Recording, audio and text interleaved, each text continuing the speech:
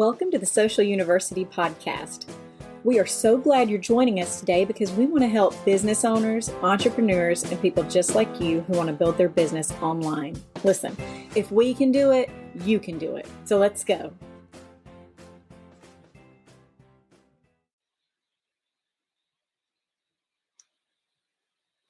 Good morning, guys. I'm Karen Taradas with Social U, and it is time for What's Up Wednesday, where we come to you live every Wednesday morning at 10 a.m. Central to talk about social media tips, tricks, and trends. All this month, we are getting you ready for 2023. So what does that look like? Well, this week, it looks like new content, new year, new content, how to create your content calendar. Let's see. Last week, we talked about how to self-audit your social media. The first week, we got back to basics. And next week, we're going to talk about tools to keep you on track. But this week, I want to talk to you about a content calendar, including a cool free, download for you guys. I will have that available for you, and we will post a link in the comments after the live is over. So if you want to download your free content calendar, you absolutely can. Excuse me, I'm sorry about that. But let's go ahead and jump in. Let's get started because I have a lot of content for you guys today. Funny, ironic. Okay, let's go ahead. Okay, first and foremost, you need to start with an audit and check insights. If there's any doubt in your mind about how to do a self-audit for your social media, just go back and look at the last week that we did on how to self-audit your social media, because you don't know where to go if you don't know what has worked in the past. You have to kind of build off your previous successes and sometimes even failures so that you know what's going to work for you so you can head towards that goal. Number two, you absolutely, after checking your audits and your insights, which includes stats, you need to be able to verify that you're on the right platform. What does that mean? It means if it's taking you 4 hours a week to create content for, let's say, Twitter, and you haven't had any followers in the last 6 months and no engagement in the last 6 months, you may want to take a long, hard look at that platform and ask yourself if the price is worth the payout. So if it's not working for you, there's no reason you can't edit that and focus your attention on something else. Most business owners can only handle about two platforms. It is a lot to do multiple platforms, 3 or 4. That's why people hire us to do it. It's overwhelming. It can be overwhelming. And then after you've been doing it for a few months, again, excuse me. I'm sorry. After you've been doing it for a couple of months, you get content burnout because you don't want to post the same thing on every single platform on the same day. So it is critical that you have varying concepts and content for different platforms. It can be overwhelming. So focus on what's working for you. What do you want to happen? Are you wanting more leads? Are you getting those leads from LinkedIn? Focus on LinkedIn.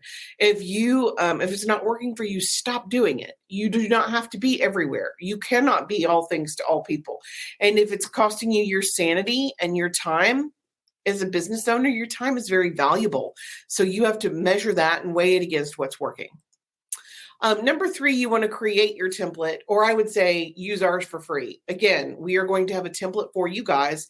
It will have a 2-week content rotation. And when we do a 2-week rotation, we do 6 days a week for 2 weeks. So you'll have different content with different content suggestions for 2 full weeks, once a day for 6 a week. So that way, if you're posting 3 times a week, you have a ton of options to choose from. If you're posting 5 times a week, you even have a ton of options to choose from. Ideally, you want to customize that so that it works for you, which you totally can do with our template. Again, I will have that posted in the comments so that you can download that for yourself. Cool free download. Okay, so create your template. And now you have a template because you're going to work off our template. Number 4, you want to mark special occasions and holidays and determine monthly themes. Well, we have gone through and pulled noted the major holidays on our calendar. National Day of calendar is a, excuse me, I am so sorry.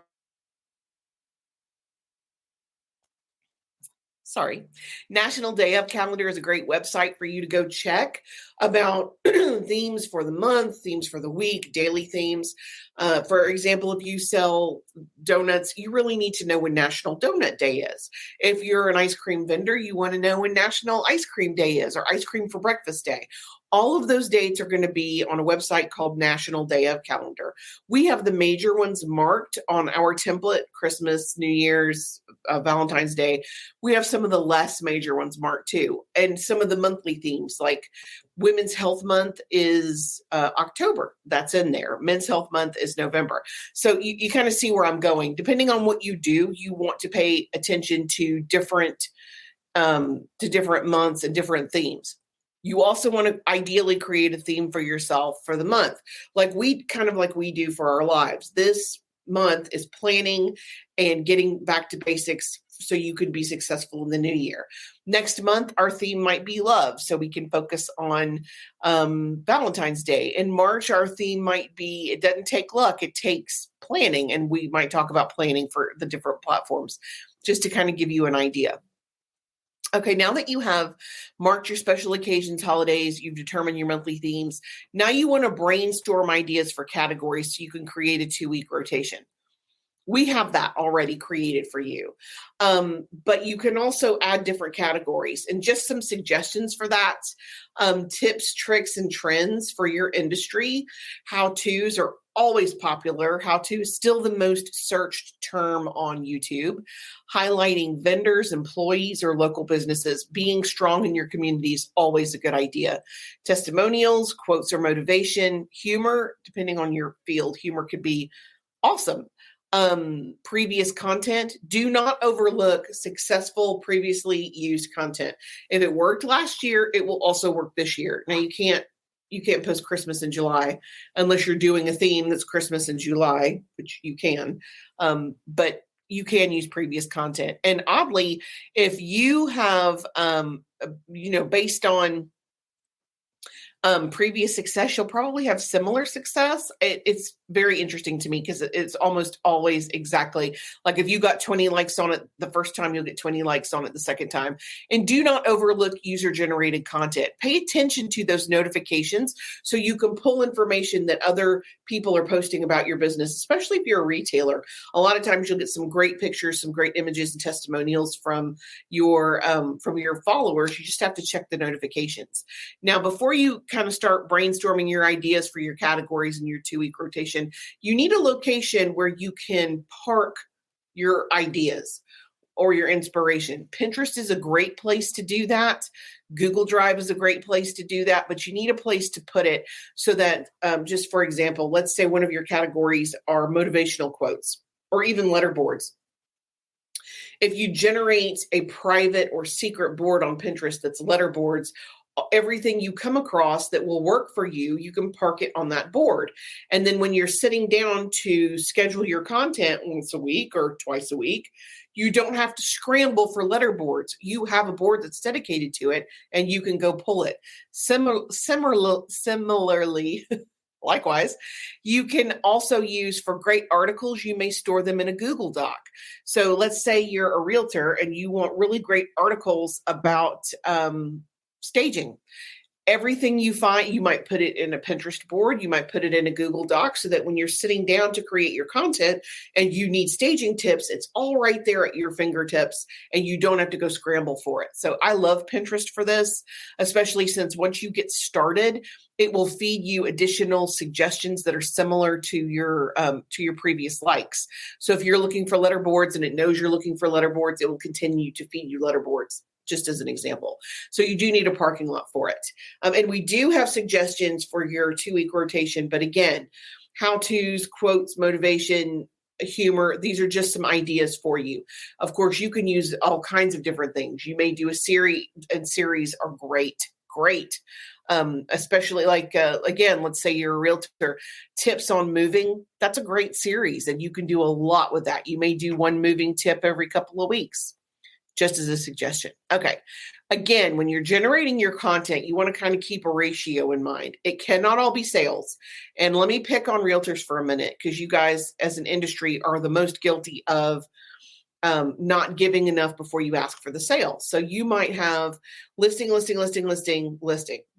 And that's great. But you still need content that brings value, inform, educate, entertain. You have to have some content there. The more content people are presented with, the harder it is to keep their attention. So if you're not giving them the content they need, they will go find it from somewhere else. Yes, you do want to put your listings out there. And yes, you do want to ask for the sale sometimes, but it's like a savings account you have to put in before you can take out. A good user ratio, excuse me, I'm so sorry, I'm just apparently going to cough today, is a third. A third of the time, you want to promote your business or generate leads. A third of the time should come from sources that align with your business. Again, like industry standards, what's happening in your industry, tips on your industry. And a third should engage your followers directly through questions, responding, reposting user-generated content. And if you're ever in doubt, you want to have that 80-20 rule.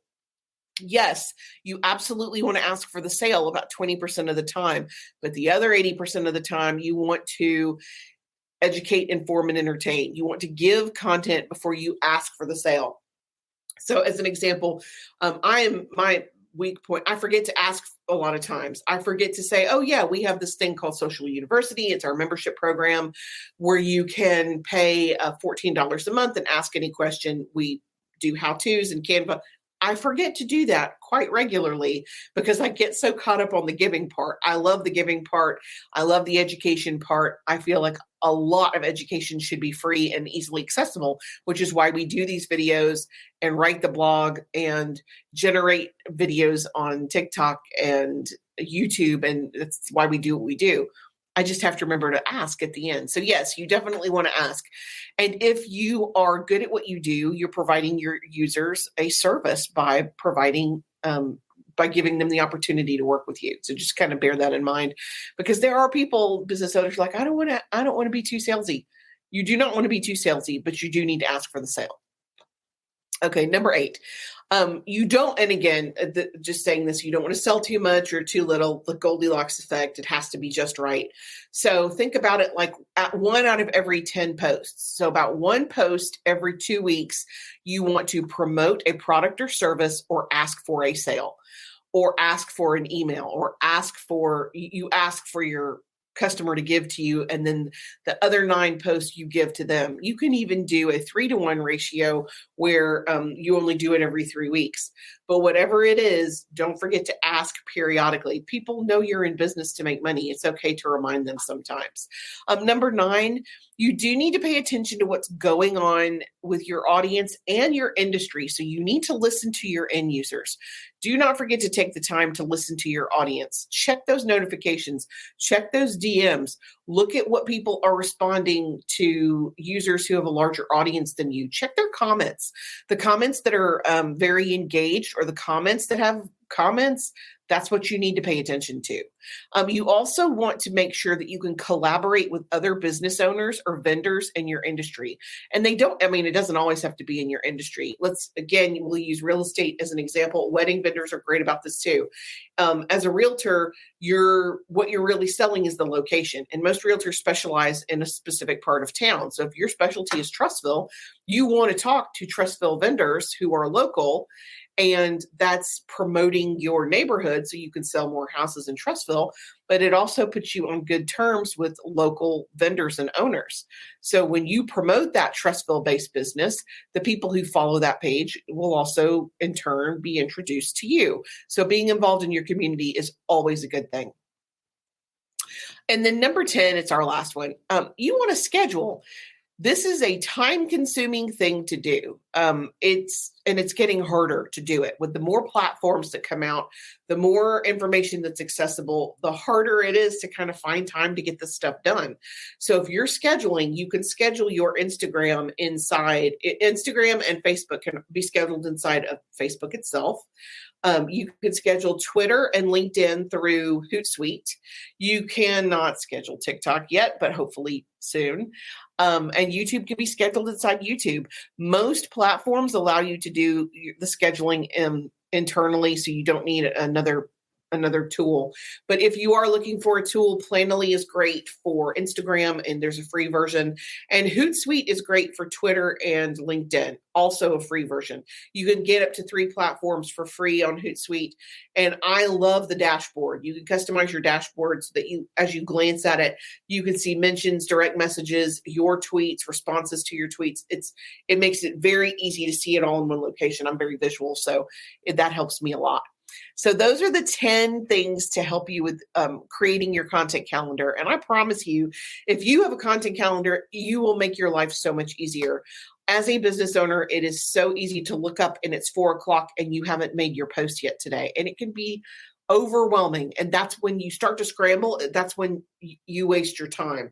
If you know ahead of time that every second Tuesday or second and fourth Tuesday, you need a testimonial at the beginning of the month, you could sit down and make 2 or 3 or 4, and then you have them when you're ready. You could also schedule them out a couple of months in advance. That way you're not scrambling on the day of, you already have it scheduled. I would highly recommend scheduling a week at a time. Normally, once you get in the swing of it, it only takes about an hour to get your entire week on a platform scheduled. That way you're saving your time and you're not having to do it every single day. What is the TikTok age range? That is an interesting question because TikTok has recently overtaken Google as the #1 website and the #1 search engine. So TikTok is making some noise. It's right there with Facebook. They both have over 1 billion users.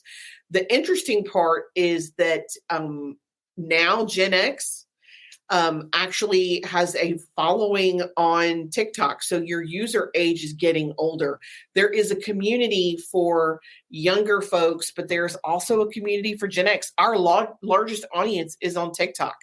And I'm Gen X, I'm in my 50s, and we do very well on TikTok. So it just depends on you. If you can consistently generate content, video content, it's a great platform. It's also a great way to repurpose those videos because short form video is everywhere. So if you're creating it on TikTok or Instagram, then you can share it to Instagram, YouTube Shorts, Idea Pins, Facebook Stories, Instagram Stories. It goes all around. Yes, it's a search engine. As a matter of fact, your millennials and your Gen Z and alphas use it primarily as a search engine. And the way that it's set up, I love it because if you have a hashtag that says hashtag social media tips and someone searches for the term social media tip, it will pull your information. You don't have to have, unlike Instagram, if it doesn't exactly match the hashtag, Instagram won't show it to you.